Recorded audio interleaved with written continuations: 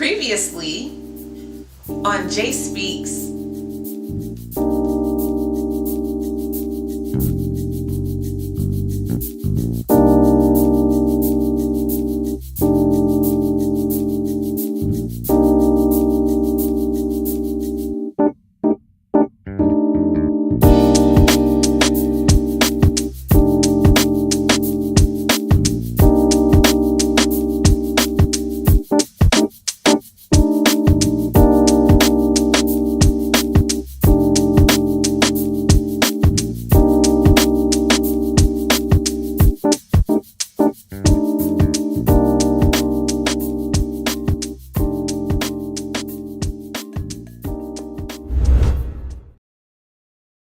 What I found as a consultant is small business owners, we're so on fire for that thing we want to do. And I was like, yeah, you're on fire, your clients aren't. Or you're on fire to fulfill this entire thing, but you're exhausted, which means that next client isn't getting your best.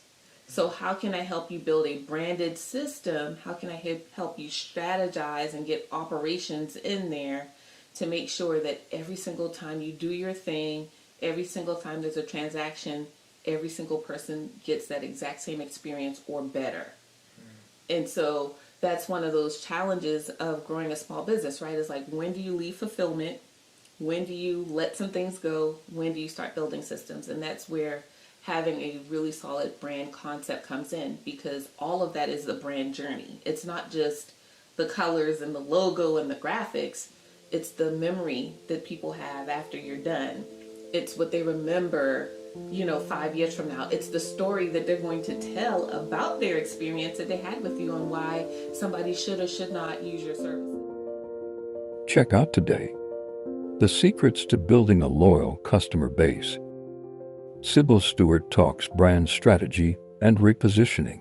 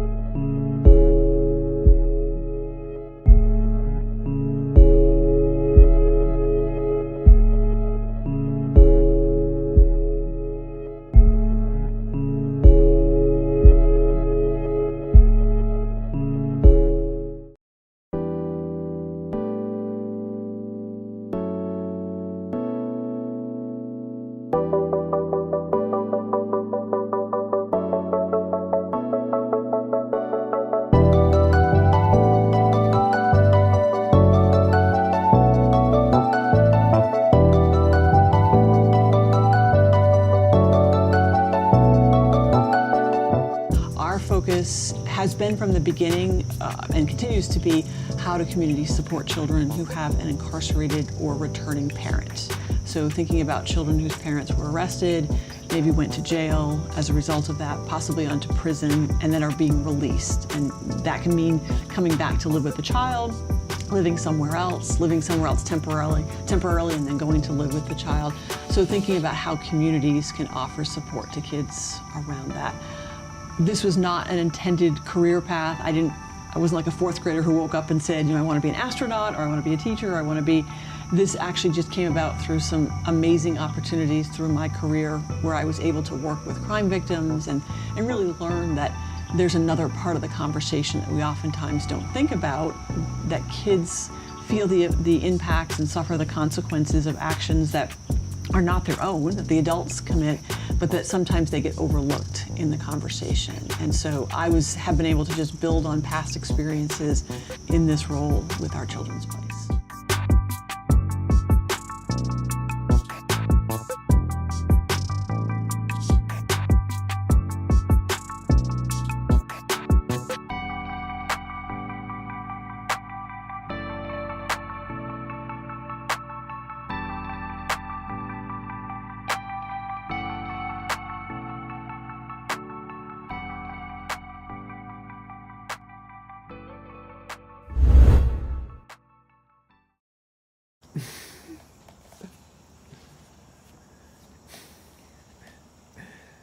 Hello everyone.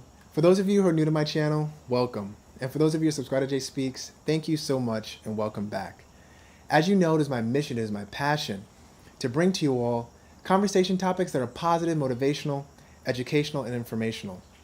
Today, ladies and gentlemen, I'm so happy to be here with Melissa Radcliffe, Program Director for Our Children's Place of Coastal Horizons. 1 in every 28 children in the United States has an incarcerated parent. More than 20,000 children in North Carolina have a parent in prison.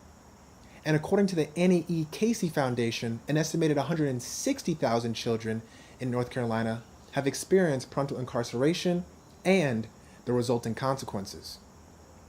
Our Children's Place of Coastal Horizons is a statewide program that is committed to the well-being of these children through education, advocacy, and outreach. Their mission is threefold. Number 1, to educate professionals on the impacts of parental incarceration on children and to emphasize the urgency to act. Number 2, to promote and identify programs, policies, and practices that improve outcomes for children of incarcerated parents. And number 3, to support the relationship between these children and their parents, not only to benefit these children, but also to ensure that correction systems, agencies that support families, and surrounding communities understand how to best facilitate these interactions in order to provide the most value. Ladies and gentlemen, please sit back, relax, and most importantly, listen. And hopefully after today's episode, you understand for yourself that parental incarceration is a significant adverse childhood experience that often coincides with parental divorce, economic instability in the household, and substance abuse. And now it is up to you and I to spread awareness for these children through education, advocacy, and outreach. So Melissa, how are you? I'm fine. How are you doing? I'm doing very well. It's so great to see you in person. I agree. Not just a voice on the phone or a little box on the screen. So Yes. yeah. How's your day so far? It's been great. And yours? It's been great. It's been eventful. I've been here for 3 hours trying to put up this whole entire set. I think it looks beautiful and comfortable. I hope you're comfortable. Yeah. You did a great job. Thank you. you. Amazing. Thank Yes. you. Myself and James, our videographer. Yeah. But yeah, it's great to see you. But before we officially get started, please, as a reminder to me, especially for our audience, please introduce yourself. Who is Melissa Radcliffe? Yeah. Talk about how you came to find out about Our Children's Place of Coastal Horizons, what led you to want to be a part of the organization as a program director, and share about your role responsibilities as a program director. Please. Yeah. So I've been with Our Children's Place for 18 years, actually be 19 in February. So I always joke that my job is old enough, can vote, right? And so I actually joined Our Children's Place as a program director or as the executive director at the time when we were a standalone nonprofit. And I had been working with a domestic violence agency here in Chapel Hill, did that, took a break, and then had an opportunity to interview for the position with Our Children's Place. And at first I thought, wow, I'm not sure that's the path I want to go down. At the time, the focus was on creating a residential program for women who were incarcerated and pregnant. And so they would be able to stay through their pregnancy, and then once they gave birth, they could stay with their children in a facility that was off-site. So they would still be incarcerated, but they'd have an alternative location for their incarceration. So I came on board initially as an interim, and as the board told me at the time, you're gonna love it, you're gonna wanna stay. And they were right, I did, I stayed. And we worked on that for a bit, and because of funding, that piece of it went away, but then we joined Coastal Horizons almost 10 years ago and became a program within their Justice Services Department. So our focus has been from the beginning and continues to be how do communities support children who have an incarcerated or returning parent. So thinking about children whose parents were arrested, maybe went to jail as a result of that, possibly onto prison, and then are being released. And that can mean coming back to live with the child, living somewhere else temporarily, and then going to live with the child. So thinking about how communities can offer support to kids around that. this was not an intended career path. I wasn't like a fourth grader who woke up and said, I want to be an astronaut, or I want to be a teacher, or I want to be. This actually just came about through some amazing opportunities through my career where I was able to work with crime victims and really learn that there's another part of the conversation that we oftentimes don't think about, that kids feel the impacts and suffer the consequences of actions that are not their own, that the adults commit, but that sometimes they get overlooked in the conversation. And so have been able to just build on past experiences in this role with our Children's Place. Wow. So talk about your role as the program director as well. So what what exactly do you do? Yeah, so I spend a good part of my time doing training for professionals across the state. So we are based in Durham. Coastal Horizons is based in Wilmington. We do work statewide, and we've been statewide in focus since the beginning. So I do work with social workers, after-school providers, teachers in school settings, anyone who's supporting a child, any adult, whether that's an after-school provider, Department of Social Services, to encourage them to think about how they can create that village that supports children. So if there's a conference coming up, I usually submit a proposal, and then oftentimes what will happen is people say, hey, I heard you at this conference, will you come and do a session for everyone in our school district, or everyone within our DSS, or everyone within our after-school program? So we do a lot around workshops, but then also providing follow-up resources. So if someone attends a workshop and they say, gosh, I'm actually working with younger children, do you have some good resources? Or I'm actually working with teenagers and what you provided seems a little bit young, could you provide something a little bit older for them? The other piece of what we do, which is a smaller piece, but I think the one that catches people's attention, is that we do some limited programming within prisons. So we do Parent Day. We have 6 of them scheduled for the fall. Those are longer visits, usually 4 hours, where kids come in and they get to spend that time with their incarcerated parent. We bring in lunch, they do arts and crafts, we have a photographer to do family pictures, a ton of board games. We can't have anything with electronics, so we can't have something, there are no iPads, there's nothing with a plug or a switch. So everything low tech we bring in. We have a book display, so kids can pick out books and read with their parents. And we really create an atmosphere where families get to decide how they're gonna spend that time. In many cases, the parents are close to being released, so it's also a chance to think about, what is it going to look like when I leave? What's the relationship with my child going to be like? How are we going to spend time together? What is that going to look like? So those are really the two pieces, the professional education and then the programming that's happening within some of our prisons. So, okay, so some of your prisons. Right. So not all prisons allow that. So we'll be in 5 in the fall, and there are something like, I think, 53 or so prisons in the state. So obviously we're still in a very small number of them. We have probably 4 other prisons that we've been talking to and sending information and meeting with that I'd like to think eventually will say, yeah, this is something that we would like to do. And then there are quite a few prisons that we've just never had conversations with, and we may at some point, but right now our focus has been on that core group that have been doing it now, in several cases have been doing it for probably 10 or 12 years. So the mission for our Children's Place seems to be very genuine. Have you had any prisons give you any pushback as to not wanting your program? And why would they not? Yeah, so not so much, I wouldn't say pushback. I think there is that natural hesitation to say, how do we address safety and security? That's our number one concern. And now you're talking about bringing in glitter glue and board games and a whole bunch of kids at one time. I just think their radar goes up around, ooh, do we want to make that happen? So we've done a lot of education. We have in our materials we prepare and send to them, we have references. So I know that I can talk to a warden who may or may not be convinced to do this, but if they hear from another warden, there's a much better chance they're going to say, oh, yeah, we'll at least think about it, because they can talk to the warden about, were there any problems, did anything happen, what should I know about it? So it's been more just, again, I don't think so much pushback, just a little bit of reluctance of what is that going to look like? How do we make that happen? Because we've been doing it for about a dozen or so years, we have a track record that I can say, this is what we've learned, here are the changes we've made. We're very transparent. They get a list of everything we're going to bring in. They get a list of all the volunteers we're bringing in. So there's nothing we're trying to sneak in or hide. We don't want to do that. We want it to be successful so that we'll be invited back at that prison and other prisons down the road. And you said it's 6 times a year? So 5 prisons in the fall, and they usually do it twice a year. I'm so sorry. Yeah, that's okay. 5 There's a lot of prisons in the numbers. fall. Yeah, yeah. So usually springtime, maybe late winter, early spring, and then usually again in the fall. So talk about the transition from your previous employment to what you're doing now. Was that an easy transition? Was that a difficult transition? Yeah, so I was the executive director of the domestic violence agency here in Chapel Hill in Orange County. I took a little bit of a break. Some things were, I don't want to say easy, but executive director to executive director, a lot of things that are the same.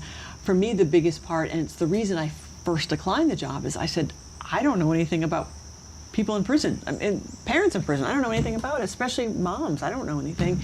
And the response was from the headhunter or the recruiter and the board was, well, really nobody does. We're just not talking about it.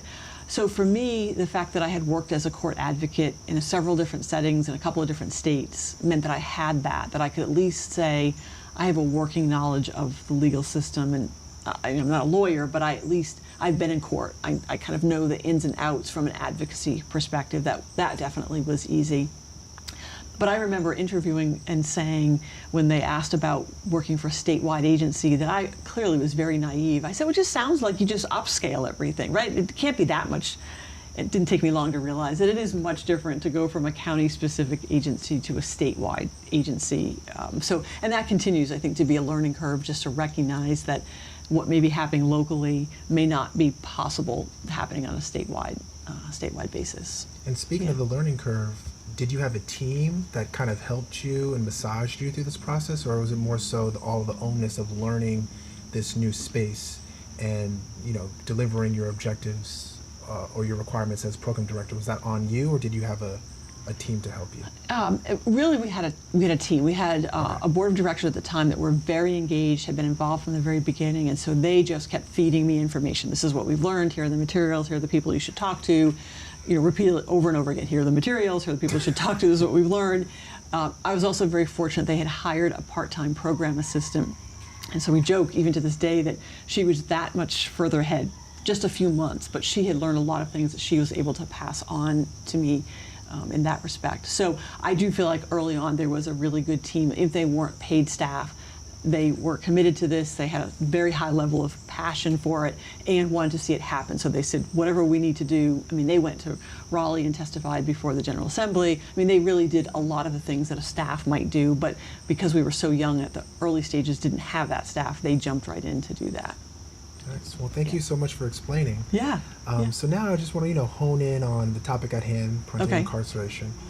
So please talk about the resulting consequences of parental incarceration on children who lose a parent to the penal system for an extended period of time or forever. Yeah. And I think I'm glad you phrased it that way, because I think there is a difference between a child whose parent went to jail maybe overnight or for a few nights and then came home, and how we treat that, versus a child whose parent is, facing a life sentence or even sitting on death row, and then everywhere in between around that.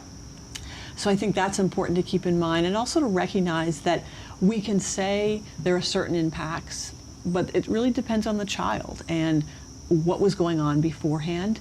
I think it's much different if a child says, wow, the person who picked me up at the school bus and helped me with my homework and made dinner for me, that person has gone to prison or jail, versus the parent that I didn't know very well, I didn't see very often, sort of in and out of my life. Both have impacts, but probably a little bit different depending on the role that parent played in that child's life. And then who the supports are. Is this a family where a child says, yes, people have been upfront with me, I know where my parent is, I have people to go to ask questions, they want me to have a relationship with my parent if it's safe.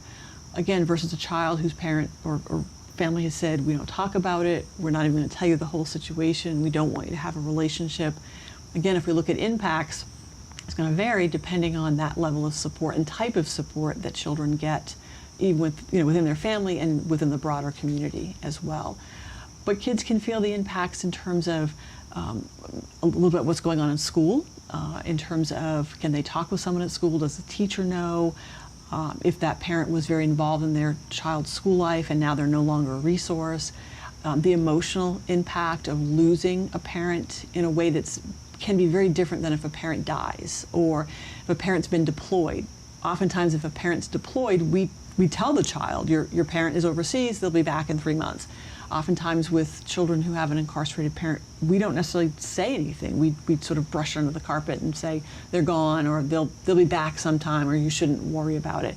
So thinking about the emotional impact, thinking about what it means for their behavior, how do they respond to what's going on, do they act out in a certain way that may lead to some problems at school or problems with the legal system themselves, and then their relationship. We forget that there is that relationship and that parent is gone, and now that child has lost the person they were connected with in a number of different ways, but that person is gone, and they may not know when that person's coming back, what's going to look like when they come back, if they're going to have contact with that person while the parent's incarcerated. So speaking on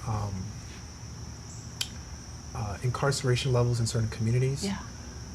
have you noticed that in communities with a high incarceration rate, that the school systems within those communities have somebody that's on duty to talk to and I guess provide some type of therapy to children? Do you have any statistics or any numbers on that? So I'm going to start with that first piece first. Okay. About the fact is that our prison population does not reflect the population here in North Carolina or the national population, right? Like, we should just be clear that the numbers don't match, which is a result of over-incarcerating certain members of our population, which then means we have more children who have an incarcerated parent within certain communities. So I think a whole other conversation, or part of this conversation, but to recognize that the statistics, it just doesn't match. I was at a prison today for a panel event. There were 10 men in that group, and 2 men were white and the rest were black. That does not reflect our population, right? Like, clearly we have some things broken that we end up incarcerating more people, black and brown, than we do white.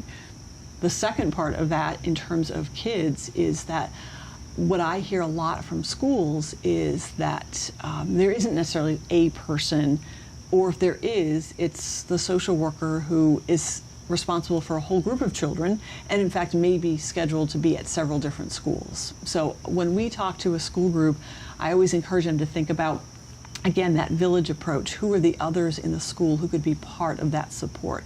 So it could be the social worker at times, but if the social worker is at a different school or tied up with a student, or if that child doesn't have a great relationship with the social worker, who are the other people who could be available? And really encouraging schools and all of us to broaden the conversation. It may be the bus driver who has the best relationship with that child, because the bus driver is picking up a child and recognizing, oh, there's somebody different there dropping the child off, or the child makes a comment about mom's not here to be part of this. And so really saying who at the school can be part of their support, not saying it has to be a particular person. Oftentimes what we hear from schools is they don't necessarily know, or they hear through the grapevine, or someone saw something online, they saw a mugshot of a parent, but there isn't necessarily a way that they know specifically that it's these 4 students with their parent who's incarcerated. They find out several different ways. And so one of the things that we encourage schools to do is think about creating a safe environment where families would feel comfortable sharing that with what's going on, and knowing there aren't going to be consequences, or they're not going to be judged, they're not going to be looked down upon because they have that incarcerated parent. Long answer, short answer is, I would say for many schools, they don't have a person that has this knowledge, is trained, and would be a go-to for a particular student. That's very interesting, because most job applications, they ask, like, have you been in jail? Right. So schools don't ask families that are attending if, I guess, the parents have, I guess not. Yeah, from what I've learned, it depends on the particular school, that it varies, and that sometimes they'll ask in general, where is the other parent, but may not ask specifically, is that person incarcerated? And then I think if they do ask, that may be where the conversation ends, that there's not necessarily a conversation about how do we support the student who has an incarcerated parent, what does the student know, who's provide that information, and how do we keep that incarcerated parent engaged in their child's school life if it's safe and appropriate, as opposed to saying, well, you're gone, you're in jail, you're in prison, you're no longer part of that child's life. Instead saying, if it's safe and appropriate, how do we keep you engaged as a parent so you know what's going on in your child's school life? So like mailing a report card and getting them involved in parent-teacher conferences or IEP meetings.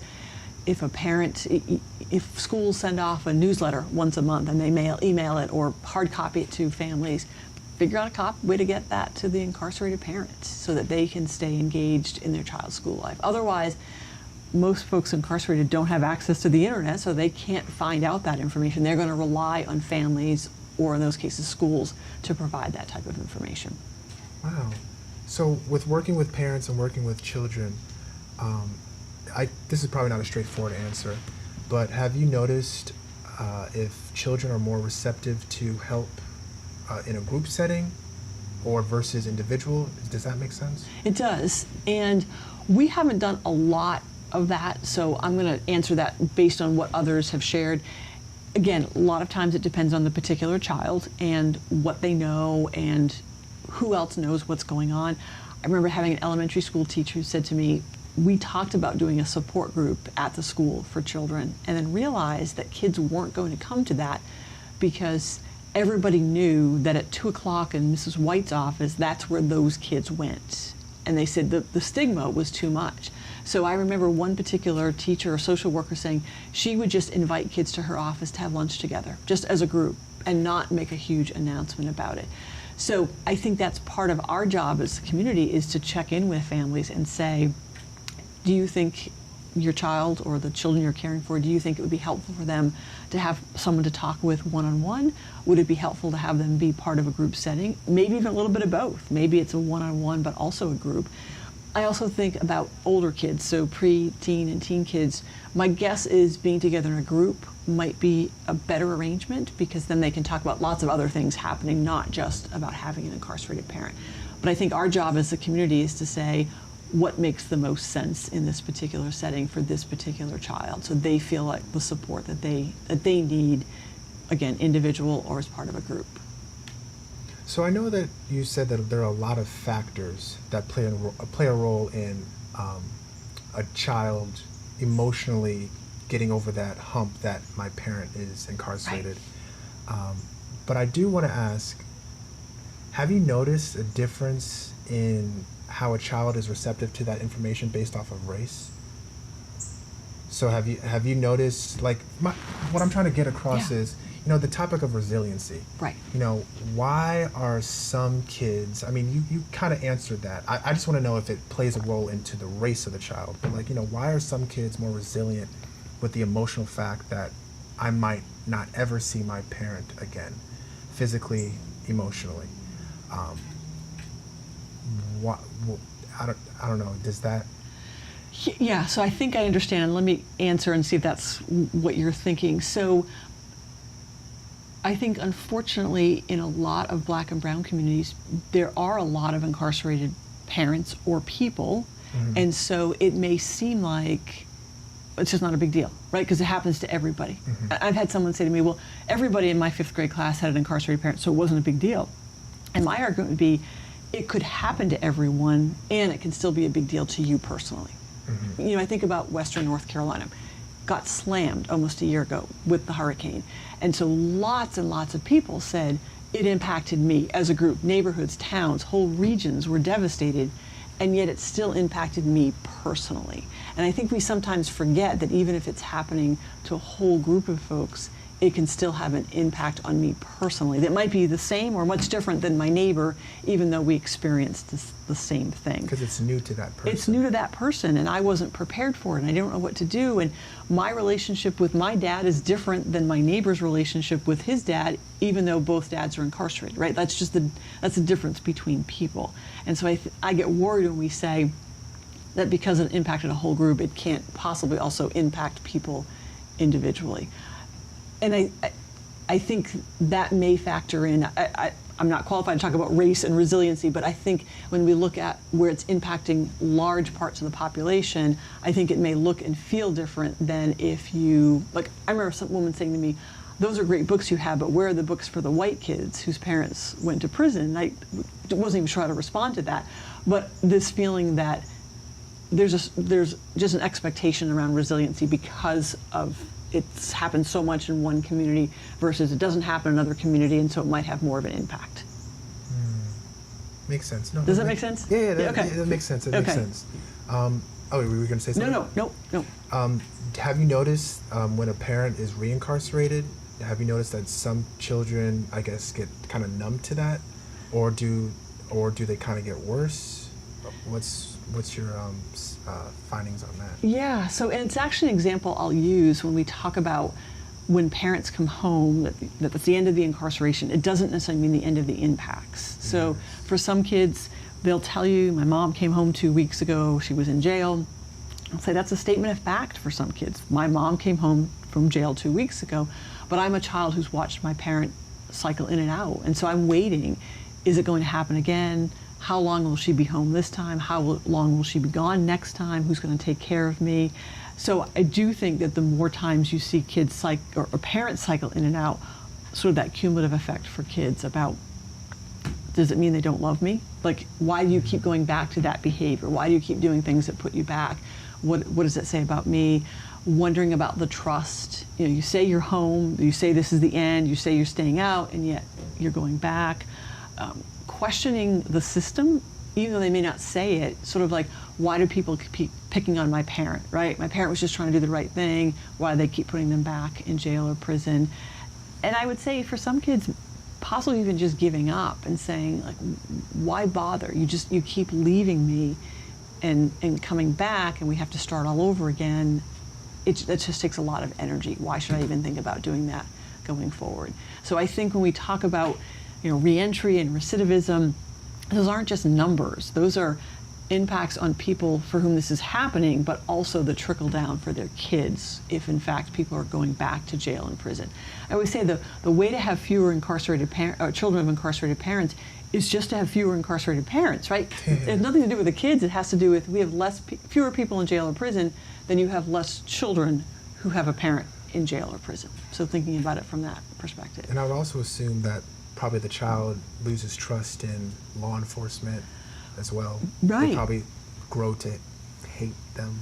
Yeah, because those are the people who keep coming. My dad keeps getting arrested. The people keep coming back. You say you're here to help me, but you keep coming back, you keep arresting. And so, yeah, a distrust of the system or belief that the system is not there to help and therefore isn't a resource for them as a child either. So thinking about it from that perspective. So like still talking about, correctional control out of prison as well. Specifically parole and, parole, I forgot the other. Probation. Probation. Right. Thank you very much. How does that have a consequence or an effect on children? Yeah. If it does? It most definitely can. I think about kids that maybe weren't told, hey, your mom's coming home from prison at the end of this month, and kids assume, well, that's the end of it.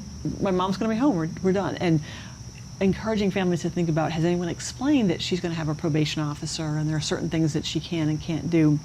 So thinking about the continued control, as you said, correctional control, but also what does it mean that now suddenly my parent is home or I'm back, the parent's back and we are reestablishing a relationship, but maybe my parent has promised certain things. When I come home, I'm going to buy you this, we're going to do this, we're going to go these places. And now my parent is having a hard time finding a job. And so they actually can't buy those things, or they have restrictions about where they can go and who they can spend time with.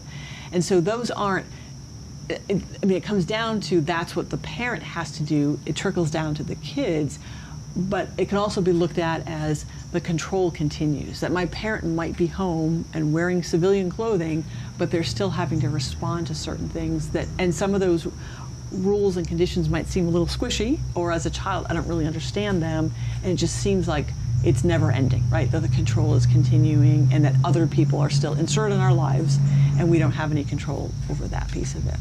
So I know that a part of your mission is nurturing the relationship between parent and the child. Yeah. So how do you do that? Do you do that outside of the prison as well, or is it just inside? So the Parent Day has definitely been a small part of that. It's definitely a time-limited experience, but it is focused on, in some cases, starting the conversation, that maybe it's been a while since the child's visited, or like I said, sometimes the parent is close to being released, so it's thinking about what is that relationship going to look like going forward. We do have a program that's been in a couple of prisons and is now exclusively at the women's prison in Anson County that is a 12-session parenting class, visits for families, individual case management, to really think about, I think in many cases, repairing that relationship and thinking about what that's going to look like going forward. So those are all women. Their class started today. In fact, there are 24 in that class. And they, some will be getting out soon, some have a bit longer in their sentence, but the parenting program, the parenting class, is specifically designed for parents who are involved in the justice system. So incarcerated, they've been out in the community, but they've had that. And so oftentimes that particular program is looking at relationships, the potential damage, what we've learned from parenting about how we were parented, decisions about what we're telling our children, how we're going to reestablish relationships. So it's really focused specifically on the incarcerated parent. So it's not just a parenting program for any parent, it's those that in many cases don't have a chance to practice their parenting skills because they don't see their children on a regular basis. If I took a parenting class in the community right now, I could go home and practice. You can't do that if you're incarcerated. So trying to be creative and thinking about how do you practice that on a phone call or a short video visit, or if you do have that in-person visit with your child. So talk a little bit about reestablishing that connection. So what goes into that? Yeah, so so just talking about this particular program called Fresh, so that's separate from Parent Day. So in some cases, it's been encouraging the parents to share with their families they're taking this parenting class, to say, you know something, maybe I haven't been doing a great job, and I'm taking this parenting class, and this is what I've learned, and this is what's going to entail, and when I finish, I'll have a certificate at the end, but also helping parents to understand that families may need some time. You may have promised lots of things before, and didn't follow through, or didn't follow through 100%. So it may take some time to reestablish that relationship. We also talk about consistency. Keep calling your kids, not stalking them, but keep calling them. Keep sending them message on the tablet. Keep writing them letters, even if they don't write back. I had one father say to me, Ms. Radcliffe, I'm not gonna call my kids this coming Sunday. I call them every Sunday, but I'm not gonna call. I said, well, why? What happened? He said, when I called last week, I don't think they wanted to talk to me. It was a short conversation. They seemed like they were distracted, so I'm just going to skip it this week. I said, okay. So I came back the following week. He said, Miss Radcliffe, I didn't call them on Sunday. I said, so what happened? He said, I talked to my wife on Monday, and she said, why didn't you call the kids? They think you're mad at them because you didn't call. And he said, I just have to learn that when I call, they might be in the middle of something else. Something might seem more important. They're not sure how to talk to me, but I have to be consistent. I have to keep calling them and letting them know I'm still here. I haven't given up. I'm going to work on this. He said, so I'm going to call next week. So consistency, keep making contact, being honest with them, being willing to answer questions and say, I did this, this happened. This is not a wise choice on my part. Here are the circumstances. We believe that kids should know the truth about where their incarcerated parent is and what happened, and really feel like it probably should be the parent who's explaining that and answering questions and sending a message to their kids that you can come tell me when things happen. Even if bad things happen, or even if you made a mistake, you can come tell me, and I'm going to be honest with you. I hope that you're going to be honest with me. And again, being patient and being consistent and telling kids you love them, even if they're not willing to tell that back to you, even if they're not ready to do that, and giving them some time and saying, just because you're out doesn't mean you're going to go right back to being dad or creating a new system or relationship with them. They might need some time to see whether you're really going to stay out, what choices you're going to make, what people you're going to hang around with, that it may not happen right away.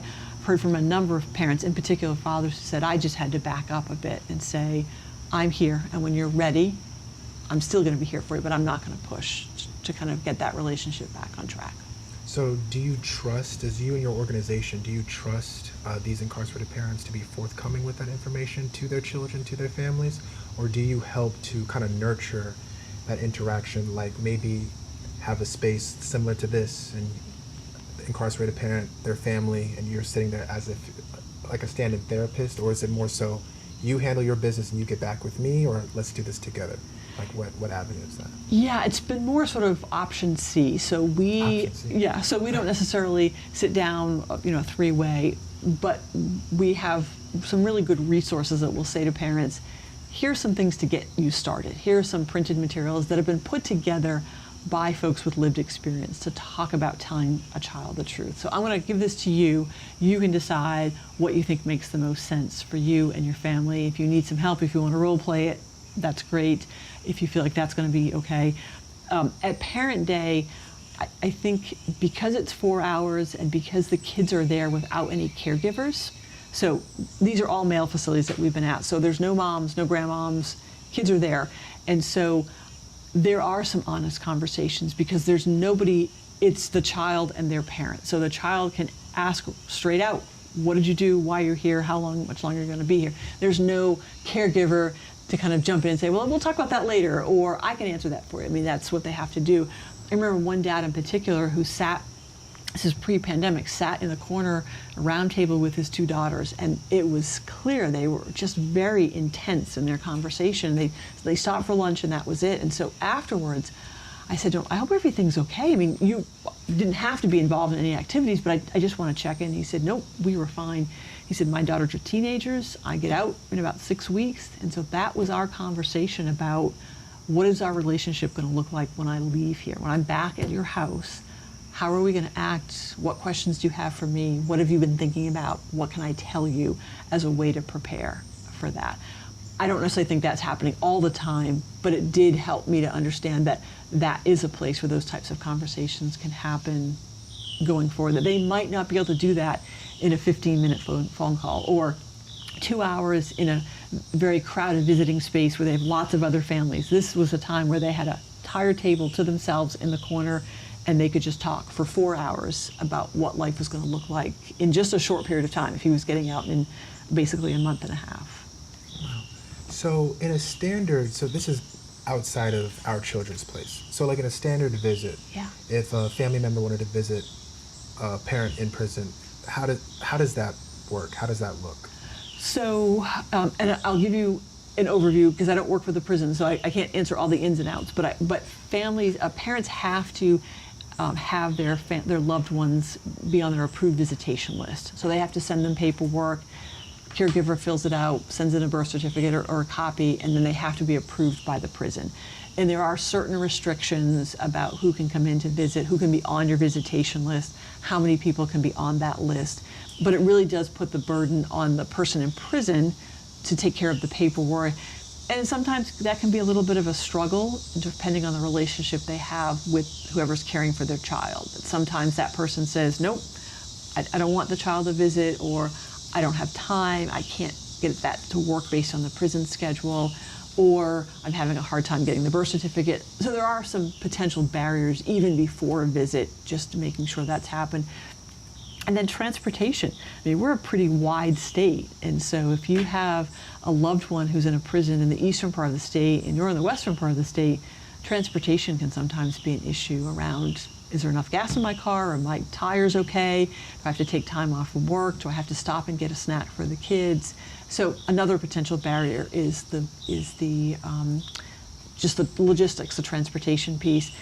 And then what our visiting spaces look like in terms of, is it a friendly environment?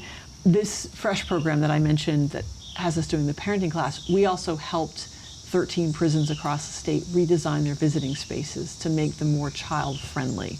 So thinking about, it's never going to be home, but can we paint the walls a different color? Can we put up a mural? Can we put down some fun throw rugs? Can we have books and arts and other activities for kids to be able to spend time with their parents? Not to make it so that kids want to come back to prison, but so that they want to be there. That was a concern, like, oh, you're going to Paw Patrol it, you're going to make it too child-friendly. And someone said, you actually can't do that. But make it, again, focused on the relationship. We want that the child would feel comfortable spending time with their parent in that environment. Otherwise, who wants to sit in a hard plastic chair for 2 hours and do a visit? Most adults don't want to. Why would we expect that that would be good for a child to just sit staring at their parent like, okay, now what do we talk about for the next, hour and 59 minutes, as opposed to saying, let's sit on these cool chairs and we can sit and talk that way, or we can read a book together, or we can play a board game. And yeah, you're 100% right. Environment, huge. We all know that. Definitely right? plays a role.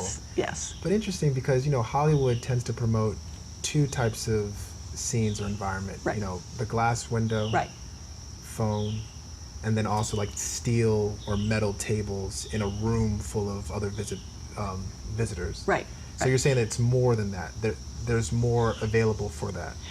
So some of that More depends than on a prison. So Central Prison of Raleigh, which has the folks of the highest security, is going to look much different than, say, Orange Correctional, which is here in Orange County, which is minimum custody. Folks are leaving soon.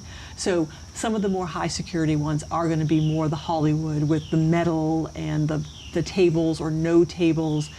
People sit in 2 rows and they're X number of feet apart, whereas other places are having tables and maybe even some fun places to sit. So some of it is going to depend on the security or custody level of the prison as well, in terms of that.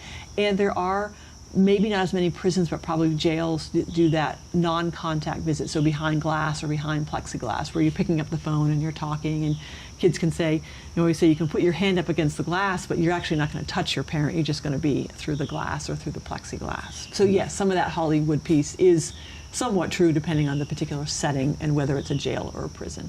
And you can call a parent as many times as you want while they're incarcerated. How does that work? Do you know about that? Yeah, so it's usually the other way, where the parent has to call the child, and they usually have to have money in their account to be able to do that. The calls are not free, and the parent, somebody on the other end, has to be willing to accept a call from the prison, and that is also Hollywood-esque in terms of, they'll say, will you accept a call from collection. Yeah, and then at a certain point through the call, they'll do a little reminder, hey, you're on the call with someone from a prison, and then at the very end, they'll say this call is coming to an end.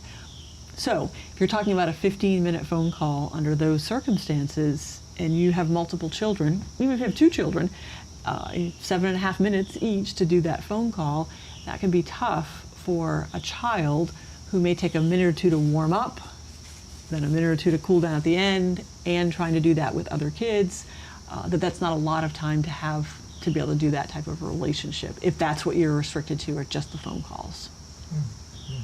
So another point in your mission to Our Children's Place is to promote and identify practices, policies, and programs that that improve the outcomes of children of incarcerated parents.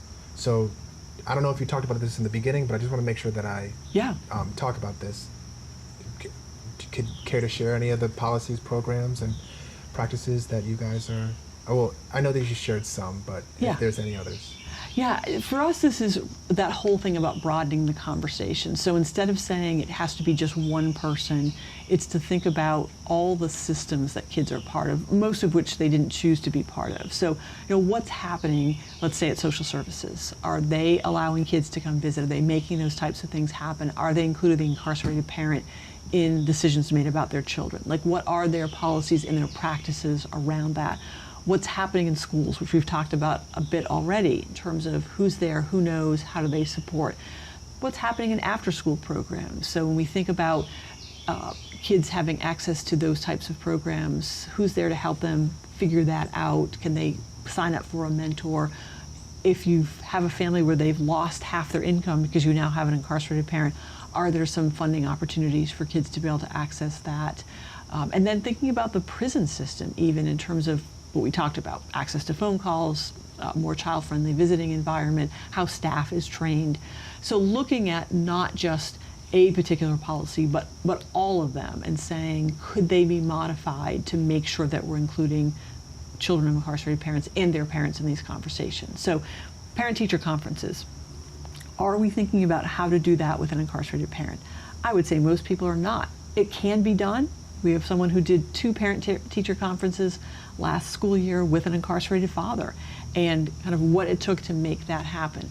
Well, just think about what it means in that particular scenario. So now you have a young child who knows that her dad talked to her teacher, right? And for so many kids, they want that, right? This is a kindergartner. I want my parents to meet my teacher. These are two very important people in my life. I want them to know each other.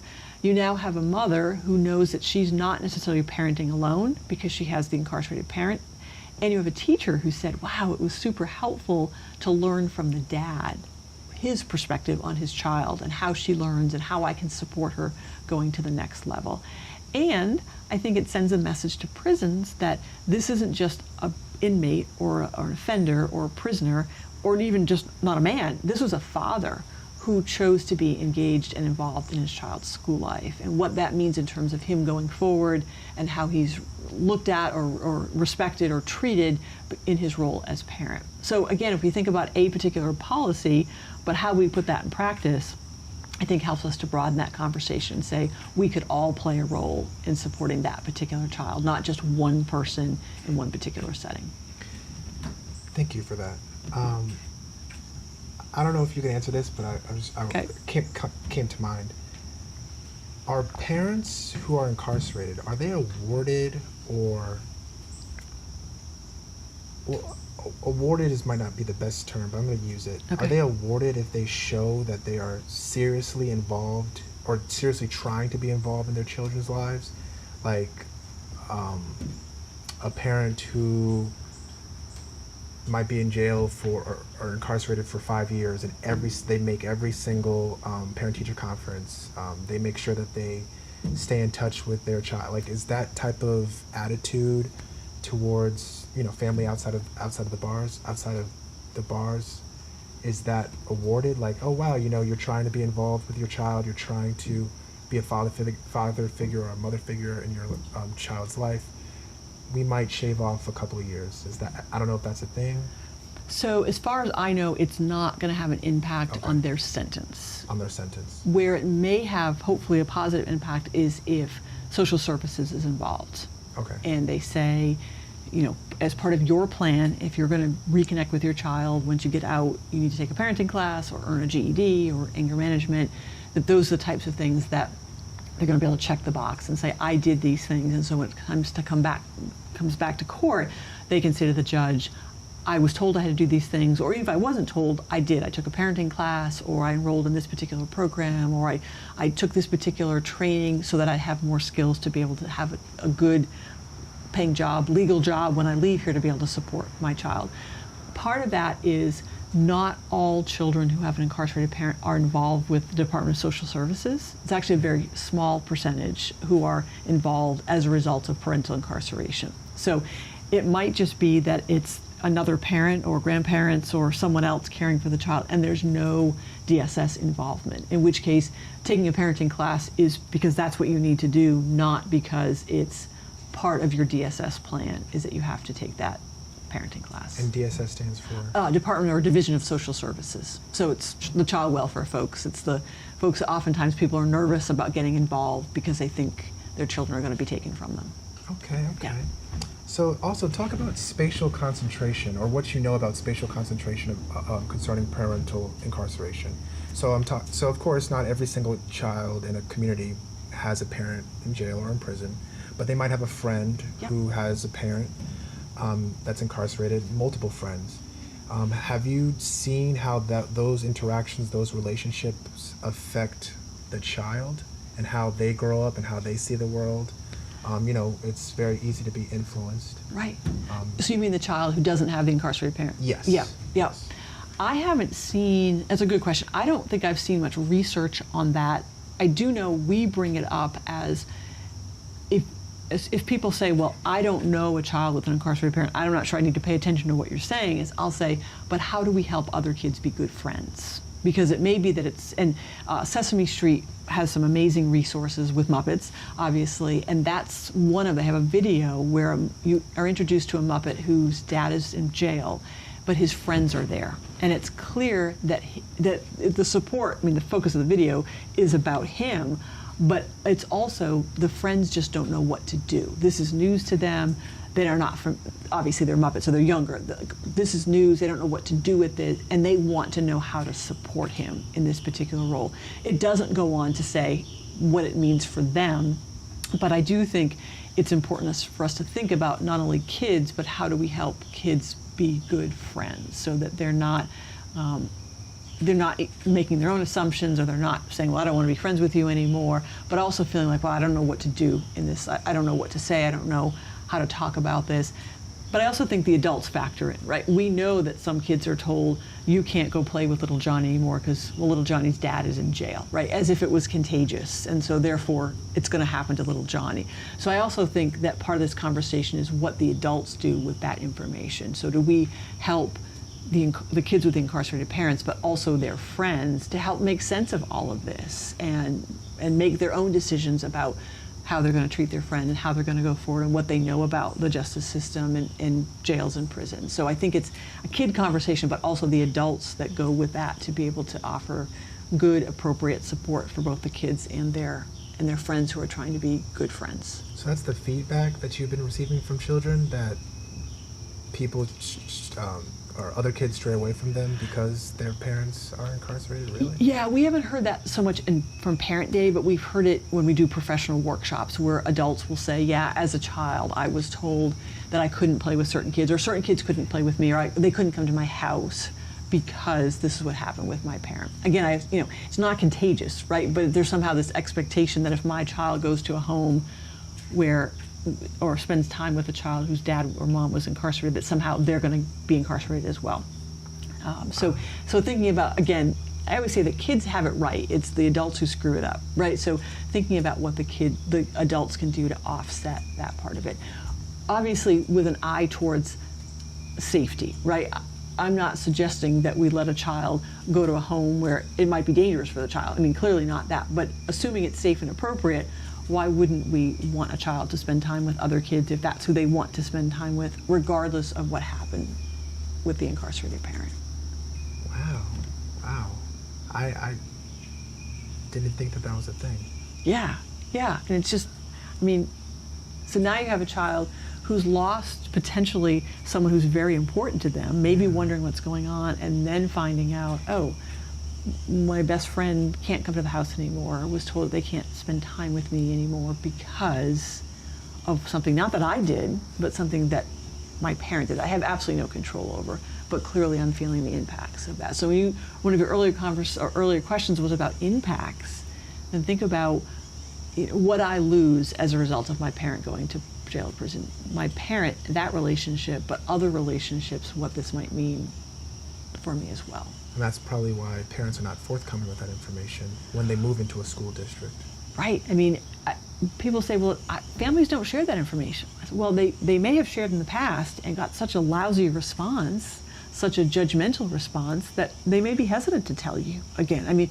We've all been in that situation where you told someone something that was difficult or uncomfortable and you got a lousy response. You're like, okay, I'm just not going to tell anyone else, right? Because I'm not going to run the risk of that happening again. That was hurtful.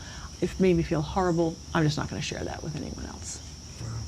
So what do you know about the intergenerational effects of parental incarceration? So a child of a parent, they have a child. That grandchild, how is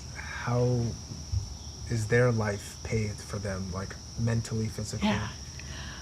So that's one of my favorite questions and one of my least favorite questions, and I'll tell you why. So there is a national campaign called See Us, Support Us that happens in October, and it happens year round, but October is sort of the capstone for it.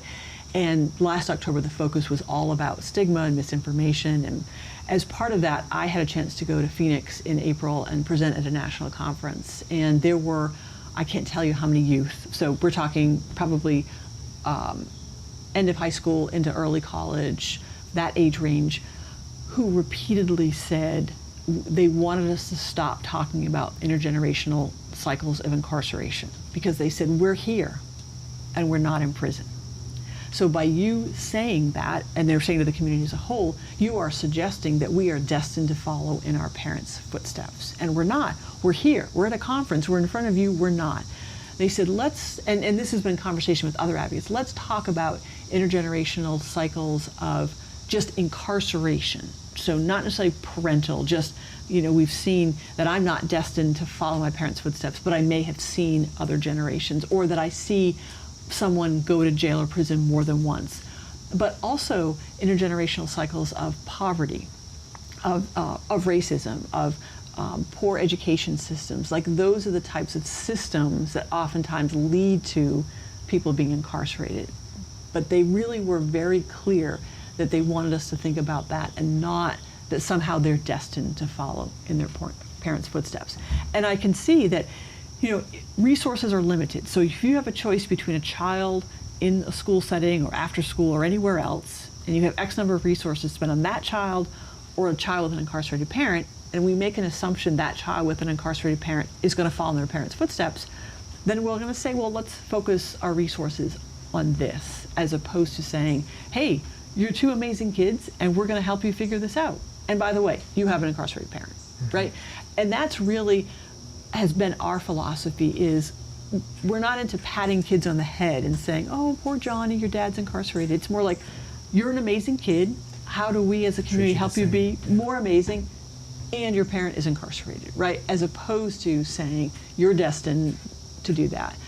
That being said, you could go to any prison across the state right now, and I bet anyone in that prison who works at prison will say they have seen more than one generation. Maybe at that prison, or maybe they've been working the prison system a long time, and they'll say, I have someone right now, but I was at a different prison, and his father was there. So it is definitely, I'm going to say it's not happening, but to focus more on other systemic things that are happening leading to that, as opposed to saying, kind of like, you're destined to follow in your parents' footsteps. And anytime I hear of someone who's in prison who says, my son graduated from college, high honors, playing football in college, I'd be like, that, your kid's a mythbuster. They're everything else and a mythbuster, right? They've shown the world that just because you were in jail or prison doesn't mean that they were destined to follow in their footsteps.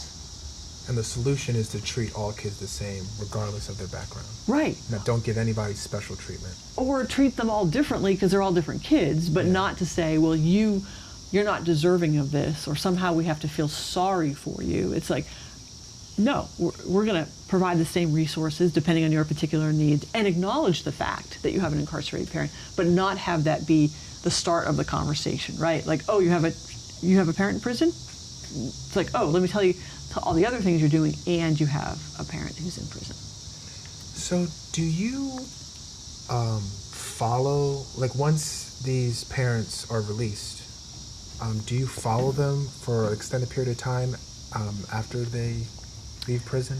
So this is the theme. This is one of these two-part answers, or answer A and answer B. So in this FRESH program that we have at some of the prisons, we follow them for up to 6 months. And that's entirely up to them. We don't require, but that's 6 months. Once they finish the program, we follow them until they leave prison, and then we can stay in touch for up to 6 months afterwards. So we check in every couple of weeks, more if they're interested. How are they doing? What do they need in terms of a job? Do they have a place to live? That sort of thing. Some people, they want to stay in touch. They'll text, every 2 weeks. Others say, nope, I'm good. I'll let you know if I need anything. For Parent Day, we will follow and provide follow-up if that's something they express, but we don't necessarily follow. That's not part of how Parent Day is set up. The downside is that it means we don't have any long-term information to say, we know that 92% of kids graduate from high school, or 87% went on to the next grade. We don't have that information. We've started some initial conversations about what that might look like, but it really is a very time-limited opportunity.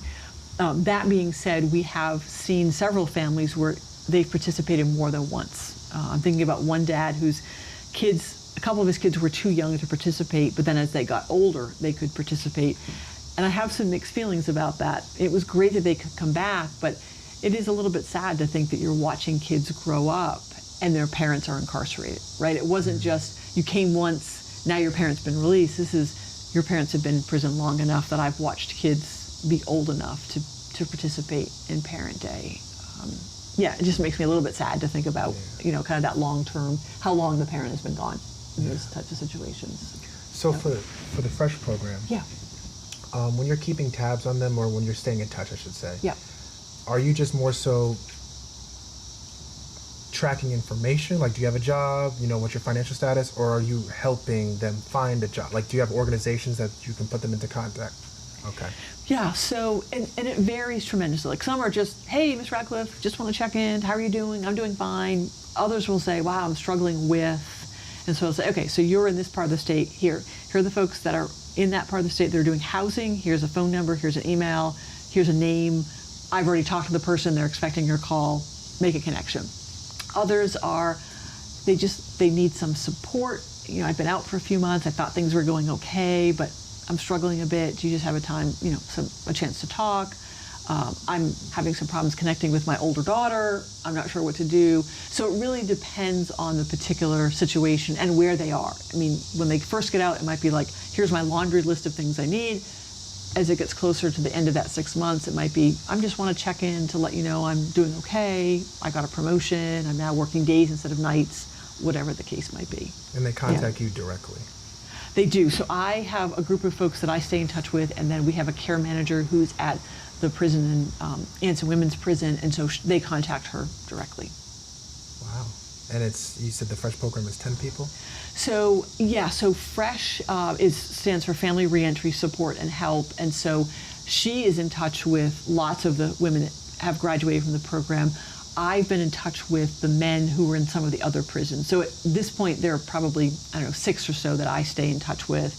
There have been more that have completed, but for whatever reason, they just didn't want to stay in touch, and we don't force them. I mean, that's entirely up to them if they want to stay in touch going forward. Okay, thank you. So what do you know about parental incarceration and it overlapping with the foster care system or foster care involvement? Yeah, I'm not an expert. I'm not an expert in children of incarcerated parents either, but I'm not an expert in foster care. But clearly, those are some systems that can be parallel sometimes, can intersect at sometimes, and I think there are some systems that we can learn from each other in terms of kids and their parents are separated, not of a choosing. They didn't choose that, right? Neither side chose that. They're separated, and there can be conversation about whether they're ever going to come back, right? It might be that a child's in a foster care situation just for a limited time. Parent is released from prison, they reconnect, the parent's done what they need to do. But it may also be that a child's in a foster care situation and that's going to lead to parental rights being terminated, in which case they're not going to have that connection. So I think we can learn kind of how do we encourage families to stay in touch if it's safe and appropriate, what does that look like? I think it's also a recognition that the foster care system and the prison system oftentimes have a bad reputation. I think probably well-deserved in sometimes, but also not recognizing that there are some glimmers of hope. There are some good things happening that maybe we could be doing more of in those particular systems. But I think the biggest thing is that kids didn't choose to be involved in either one of those and are oftentimes kind of moved around, or decisions are made without them being considered, even older children. It's always the adults know best, and I'm going to guess many times we do, but I'm not sure we oftentimes check in with kids to say, what questions do you have for us? What do you want us to know?